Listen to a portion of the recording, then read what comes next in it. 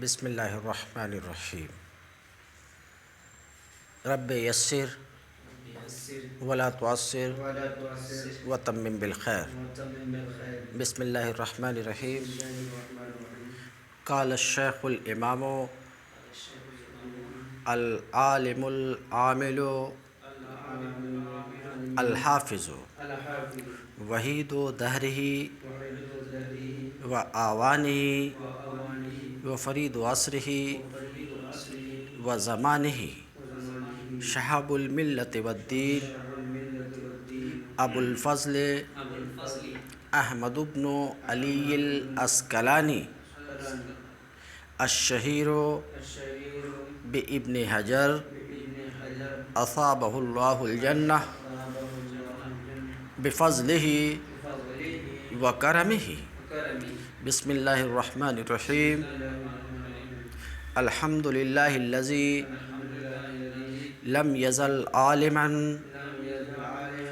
قدیرا حیا قیوما سمیعا بصیرا، واشہد ان لا الہ الا اللہ وحدہ لا شریک لہ واکبرہ تکبیرا، واشہد ان محمدا عبدہ ورسولہ وصلی اللہ علی سیدنا محمد الذی ارسلہ الی الناس کافہ بشیرا ونذیرا، وعلی آلہ وصحبہ وسلم تسلیما کثیرا۔ یہ کتاب جس کا نام ہے نزہۃ النظر فی توضیح نخبۃ الفکر، کیا نام ہے اس کتاب کا؟ نزہۃ النظر فی توضیح نخبۃ الفکر۔ تو یہ کتاب جسے مختصر لفظ میں ہم نزہہ بولتے ہیں، پورا نام تو وہی ہے جو آپ نے سنا۔ یہ نزہۃ النظر اصول حدیث میں ہے۔ ابھی میں اصول حدیث کی تعریف موضوع پر تھوڑی سی گفتگو کروں گا رک کر کے۔ تو یہ اصول حدیث کی ایک کتاب ہے نزہہ، پورا نام آپ نے سن لیا، نزہۃ النظر فی توضیح نخبۃ الفکر۔ تو اصول حدیث کی یہ کتاب ہے۔ یہ کتاب نزہۃ النظر کیوں کر وجود میں آئی، کیوں لکھی گئی، اور اس کے لکھنے والے کون ہیں، بات سمجھ رہے؟ ان باتوں پہ تھوڑی سی مجھے گفتگو کرنی ہے، بات سمجھ رہے؟ تو سب سے پہلی بات تو آپ یہ سنیں کہ خود صاحب کتاب نزہہ کا تعارف اپنے سے کرائیں گے کہ یہ کیوں کر وجود میں آئی۔ تو اس بات کے اوپر ابھی میں گفتگو نہیں کر رہا ہوں، کیونکہ بس ایک سبق کے بعد ہی وہ گفتگو آنے والی ہے۔ موٹی سی بات آپ یہ سمجھیے کہ یہ نزہۃ النظر شرح ہے۔ نزہۃ النظر کیا ہے؟ کس کی؟ نخبۃ الفکر کی۔ تو نزہہ شرح ہے نخبہ کی، تو نخبہ متن ہے اور نزہہ شرح ہے۔ مگر آپ اور جتنی شرح اور متن دیکھتے رہے ہیں اس سے کچھ الگ ہے یہ۔ کیوں کچھ الگ ہے؟ اس لیے کہ بیشتر شرح اور متن جو آپ دیکھتے رہے تو ماتن کوئی اور ہے، شارح کوئی اور ہوتا ہے، مگر اس کا ایسا حال نہیں ہے، بلکہ جو ماتن ہے وہی شارح ہے، وہی شارح ہے۔ اس لیے دیگر شرح سے ذرا مختلف ہے، بات سمجھ رہے؟ تو انہوں جو نخبہ کی شرح کی ہے، خود انہوں نے ہی نخبہ کی شرح کی ہے، تو شرح ایسے انداز میں ہے، اس طرز پر ہے کہ دونوں مل کے متن اور شرح مل کر کے ایک کتاب کی طرح ہے۔ کہ ہم جیسے لوگوں کے لیے، میرے جیسے لوگوں کے لیے تمیز کرنا مشکل ہو جاتا ہے کہ یہ حصہ شرع کا ہے یا متن کا ہے۔ یہ الگ ہے بات کہ کچھ لوگوں نے اس کو ممتاز کر دیا ہے، جس کی وجہ سے ہم ممتاز کر لیتے ہیں کہ ہاں یہ متن ہے، یہ شرع ہے۔ لیکن اگر ممتاز نہیں کرتے تھے تو میرے جیسے لوگوں کے بس کی بات نہیں تھی کہ ممتاز کر پاتے کہ یہ متن ہے اور یہ شرع ہے۔ تو میں لمبی گفتگو میں نہیں جانا چاہ رہا تھا، صرف اتنی سی بات کہہ رہا تھا، نزہۃ النظر شرح ہے نخبۃ الفکر کی، اور جو ماتن ہیں وہی شارح بھی ہیں، سمجھ رہے ہیں؟ اب یہ شرح کیوں لکھی گئی؟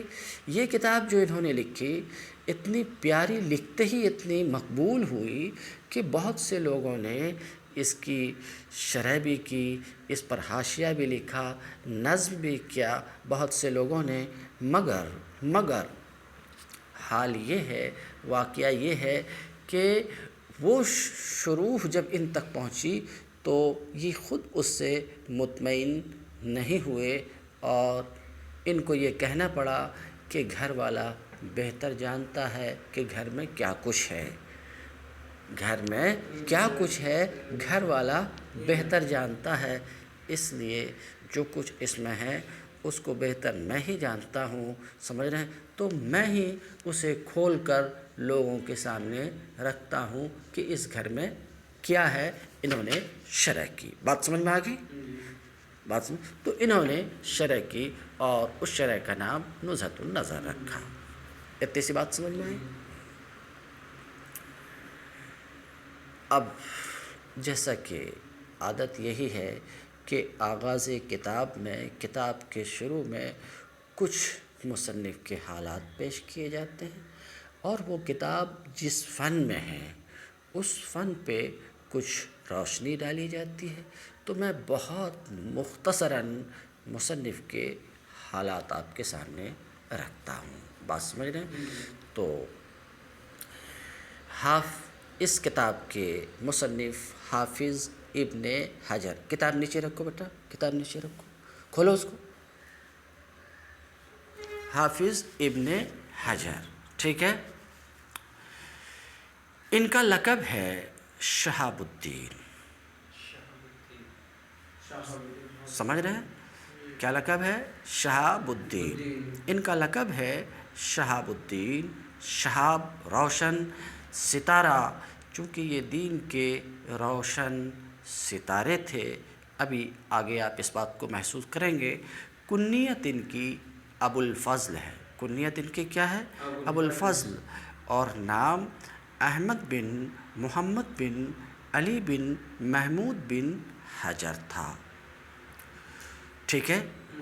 چونکہ ان کے آبا باپ دادا کے سلسلے میں ایک شخص کا نام حجر تھا، کیا تھا؟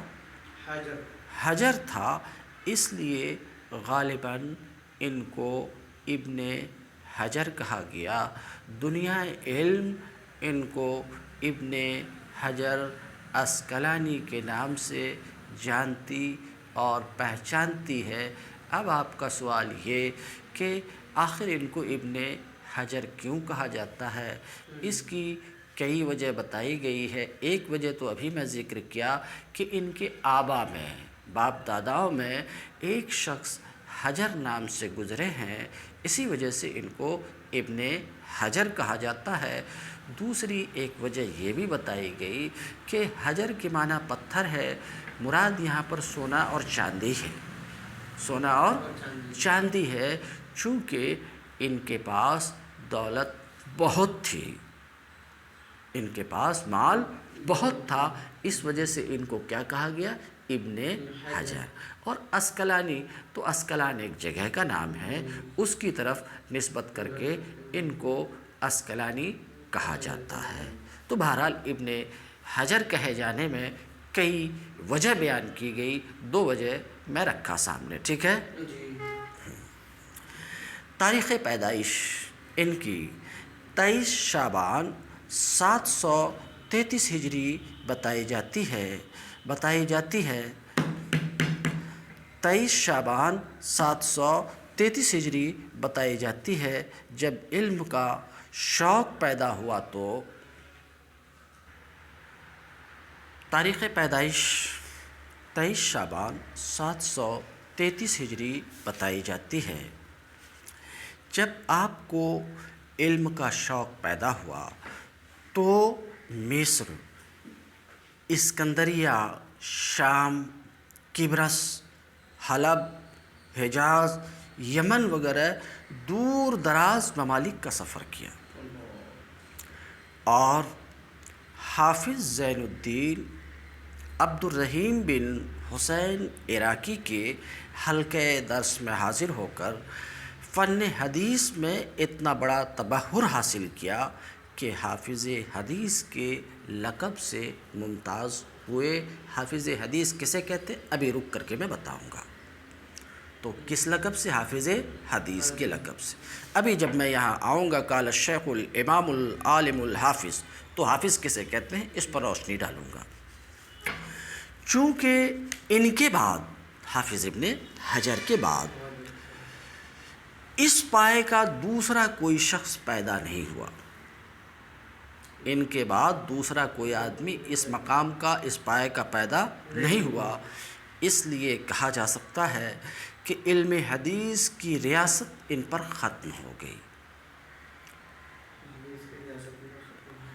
آپ کی تحریر، ابن حجر کی تحریر، آپ کی تحریر تحقیق، تنقیش کا پہلو لیے ہوئے ہوتی تھی، اس لیے ان کی تصانیف نے ان کی زندگی ہی میں شرف قبولیت حاصل کر لی تھی۔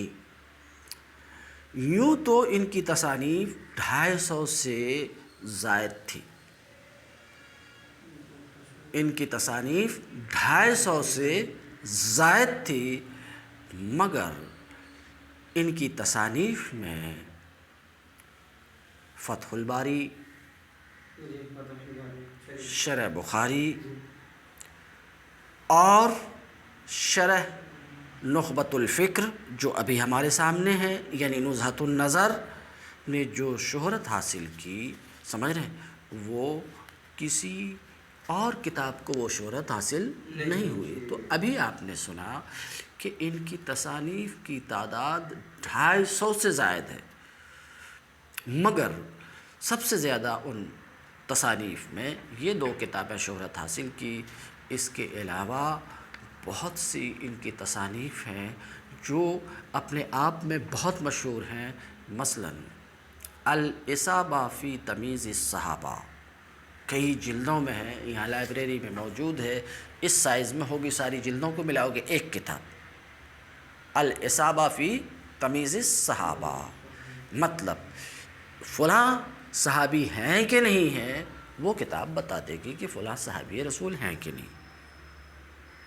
بات سمجھ رہے ہیں؟ اپنی لائبریری میں موجود ہے الاصابۃ فی تمیز الصحابہ، بات سمجھ رہے ہیں؟ ایسے ہی ان کی تصانیف میں الدرر الکامنہ، ان کی تصانیف میں ہے کہ 8ویں صدی ہجری تک جو بھی بڑے بڑے علماء گزرے ہیں، اصحاب دعوت و عزیمت گزرے ہیں، سمجھ رہے ہیں، جن کے خدمات ہیں علمی دنیا میں، بات سمجھ رہے ہیں کہ نہیں، اور یا اسلام کے لیے نمایاں خدمات ہیں، ان تمام شخصیات کے حالات آپ کو مل جائیں گے الدرر الکامنہ میں، ان کی تصنیف ہے، بات سمجھ رہے ہیں۔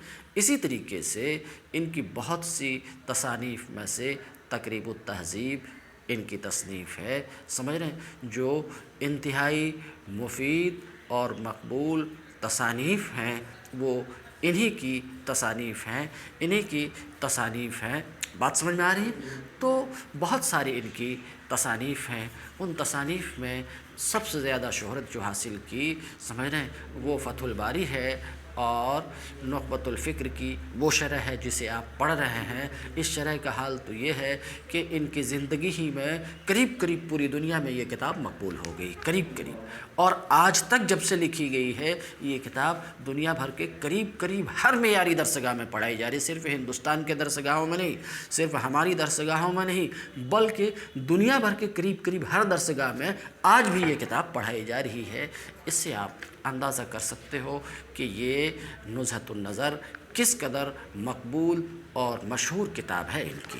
بہرحال ان کے حالات، ابن حجر عسقلانی کے حالات میں 1-2 منٹ میں آپ کے سامنے نہیں بیان کر سکتا ہوں، سمجھ رہے ہیں۔ جو پائے کے علماء گزرے ہیں، ابھی میں تھوڑی دیر گفتگو کروں گا بعد میں، پائے کے جو بڑے بڑے اپنے وقت کے علماء گزرے ہیں، سب نے انہیں علامہ ہی کے نام سے یاد کیا ہے۔ بات سمجھ رہے ہیں کہ علامہ کے نام سے یاد کیا ہے، اس سے ان کی عظمت کا آپ اندازہ لگا سکتے ہو۔ یہ علم کا پہاڑ 28 ذی الحجہ 852 ہجری قاہرہ مصر میں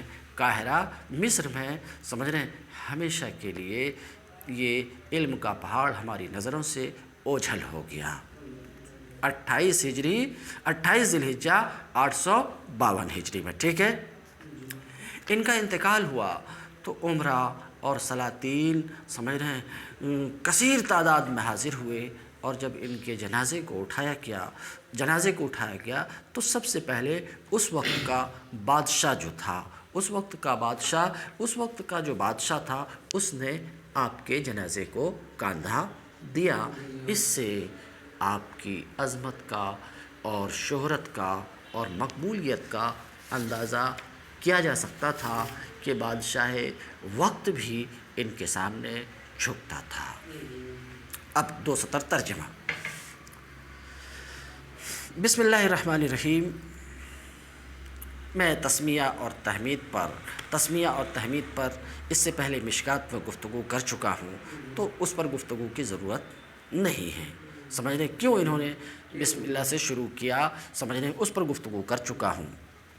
انتہائی مہربان رحم والے اللہ کے نام سے شروع کرتا ہوں۔ قال الشیخ الامام العالم العامل الحافظ وحید دہرہ و آوانہ۔ شیخ، ترجمہ پھر سے بعد میں کروں گا، پہلے موٹا ترجمہ۔ شیخ، امام، عالم، عامل، حافظ، انہوں نے کہا۔ کس نے کہا؟ شیخ نے کہا۔ یہ شیخ امام سے مراد کون ہے؟ ابن حجر عسقلانی۔ سنو ذرا دھیان سے سنو ایک بات کو، بد ہضمی ہوگی۔ شیخ نے کہا جو امام وقت ہے، عالم ہے، عامل ہے، حافظ ہے، سن رہے ہو؟ یہ ان الفاظ سے ہی بالکل صاف طور پہ یہ بات معلوم ہوتی ہے کہ یہ عبارت الشیخ الامام العالم العامل الحافظ الی آخرہ، یہ عبارت مصنف کی، صاحب کتاب کی نہیں ہے۔ کیوں؟ ایسا ہم بالکل نہیں سوچ سکتے کہ صاحب کتاب ابن حجر عسقلانی اپنی ہی زبان سے اپنی تعریف کر رہے ہیں کہ میں شیخ وقت ہوں، میں ماہر فن ہوں۔ شیخ کسے کہتے ہیں؟ کسی فن میں جو ماہر ہے، چاہے وہ جوان ہی کیوں نہ ہو، بات سمجھ رہے، کسی فن میں۔ تو یہ جو الفاظ ہیں الشیخ، الامام، سمجھ رہے ہیں، یہ الفاظ بتا رہے ہیں کہ یہ عبارت مصنف کی نہیں ہے، یہ عبارت مصنف کی نہیں ہے۔ تو پھر کس کی ہے یہ عبارت؟ یہ عبارت کس کی ہے؟ تو بعد میں مصنف کے تلامذہ میں سے کسی تلمیذ نے، ان کے شاگردوں میں سے کسی شاگرد نے اس کو، ان الفاظ کو رکھا ہے، کن الفاظ کو؟ الشیخ الامام الی آخرہ، ان الفاظ کو رکھا ہے۔ بعد میں شاگرد نے ان الفاظ کو کیوں رکھا کہ ابتداً ہی طالب علم کو معلوم ہو جائے کہ جس کی کتاب پڑھنے جا رہے ہیں وہ شیخ تھے، امام وقت تھے، سمجھ رہے ہیں؟ یہ ابتداً ہی یہ بات طالب علم کو معلوم ہو جائے تو مجھے کیا کہنا ہے؟ مجھے کہنا یہ ہے کہ آپ کو دھوکہ نہیں ہونا چاہیے کہ اتنے بڑے عالم ہو کر کے اپنی زبان سے اپنی تعریف کر رہے ہیں، بات سمجھ رہے ہیں؟ ایسا نہیں ہے۔ یہ عبارت ان کے کسی شاگرد نے، ان کے کسی تلمیذ نے بعد میں بڑھایا، ان کی جلالت علمی کا علم دینے کے لیے طالب علم کو، بات سمجھ رہے ہیں کہ طالب علم کو جب معلوم ہوگا کہ یہ شخصیت اس پائے کی ہے تو توجہ سے وہ، بات سمجھ رہے کہ توجہ سے طالب علم حاصل کرے گا، اس کتاب کو پڑھے گا، سیکھے گا۔ اس کے لیے ان کے شاگردوں میں سے کسی شاگرد نے یہ الفاظ بڑھایا ہے تو یہ الفاظ اس کے کسی تلمیذ کا ہے، اس کے کسی طالب علم کا ہے۔ بات سمجھ میں آ رہی؟ قال الشیخ، شیخ نے کہا، شیخ کسے کہتے ہیں؟ جو اپنے فن میں کامل ہو۔ الامام، سمجھ رہے ہیں؟ الامام مقتدا، جس کی اقتدا کی جائے، پیشوا، سمجھ رہے ہیں؟ العالم، سمجھ رہے ہیں؟ عالم سے مراد ہے الکامل فی العلم، جو علم میں پورا ہو۔ العامل، یہاں عامل سے مراد ہے اپنے علم کے مقتضا پر عمل کرنے والا، سمجھ رہے ہیں؟ اچھا، الحافظ، حافظ کسے کہتے ہیں؟ حافظ کسے کہتے ہیں؟ تو یہ بات آپ یاد رکھیے کہ حافظ حدیث کی اصطلاح میں، سمجھ رہے ہیں؟ حدیث کی اصطلاح میں حافظ کسے کہتے ہیں؟ میں مشکات میں بتا چکا ہوں، صرف اشارہ کر رہا ہوں۔ حافظ اس شخص کو کہتے ہیں جسے 1,00,000 احادیث سند کے ساتھ یاد ہو۔ کتنی؟ 1,00,000 احادیث سند کے ساتھ جسے یاد ہو تو اسے کیا کہتے ہیں؟ حافظ کہتے ہیں۔ حافظ کے بعد دوسرا مقام ہے حجت کا۔ کیا؟ حجت۔ حجت کسے کہتے ہیں؟ تو حجت اسے کہتے ہیں جسے 3,00,000 احادیث کا علم ہو۔ 3,00,000 احادیث کا علم ہو، اسے حجت کہتے ہیں۔ اس کے بعد ایک مقام ہے حاکم کا۔ حجت کے بعد حاکم۔ حاکم کسے کہتے ہیں؟ تمام احادیث کا جسے علم ہو اسے کیا کہتے ہیں؟ حاکم کہتے ہیں۔ تو بہرحال حافظ تو آپ نے جانا کہ حافظ اس شخص کو کہتے ہیں جسے 1,00,000 احادیث یا معلوم ہو، یاد ہو، بات سمجھ رہے ہیں؟ تو دنیا اسلام میں اصول محدثین میں ایسے بہت سے محدث گزرے ہیں جو حافظ تھے، مگر ابن حجر عسقلانی کی بات یہ وہ شخص ہیں جو آخری حافظ ہیں کہ ان کے بعد کوئی حافظ آج تک پیدا نہیں ہوا۔ بات سمجھ، اسی لیے کہا تھا کہ علم حدیث کی ریاست ان پر ختم ہو گئی، کہ یہ آخری حافظ حدیث گزرے ہیں کہ ان کے بعد سے آج تک کوئی حافظ حدیث پیدا نہیں ہوا۔ جب نہیں ہوا تو بول سکتے ہیں کہ علم حدیث کی ریاست ان پر ختم ہو گئی ہے۔ بہرحال الحافظ وحید و دہرہی، اپنے زمانے کے یکتا، سمجھ رہے ہیں؟ وآوانہ، اور اپنے آوان وقت کے، اپنے دور کے یکتا، کس چیز میں؟ علم و عمل میں۔ پھر سے ترجمہ دیکھیے۔ شیخ، پیشوائے وقت، عالم ربانی، العامل، اپنے علم کے مقتضا پر عمل کرنے والے، الحافظ، حافظ الحدیث والقرآن، حدیث کے بھی حافظ تھے، قرآن کے بھی حافظ تھے، سمجھ رہے ہیں؟ حافظ الحدیث والقرآن، اپنے دور کے یکتا، اپنے زمانے کے بے مثال و فرید و عصر ہی، اور اپنے زمانے کے در فرید، نایاب، یکتا، شہاب الملت والدین، یہ سن چکے کہ ان کا لقب ہے، سمجھ رہے ہیں؟ شہاب الملت والدین ابو الفضل احمد بن علی عسقلانی نے کہا، یہ الشہیر بابن حجر، مشہور ہیں کس سے؟ ابن حجر سے، مشہور کس سے ہیں؟ ابن حجر سے۔ اصابہ اللہ الجنہ بفضلہ و کرمہ، اللہ رب العزت اپنے فضل و کرم سے انہیں جنت عطا فرمائے، اپنے فضل و کرم سے اللہ رب العزت انہیں جنت عطا فرمائے۔